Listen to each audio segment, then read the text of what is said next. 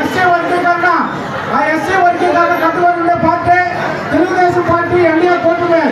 అందువల్ల మన మాదిగలందరం కూడా గ్రామ గ్రామాలు తిరిగి మాదిగలకి టీడీపీ పార్టీకి మద్దతు ఇచ్చే విధంగా కూడా మనందరం ప్రచారం చేసి మన రేవంత్ ప్రభాకర్ రెడ్డి గారిని 45 లక్షల మెజార్టీగా గెలిపించాలి.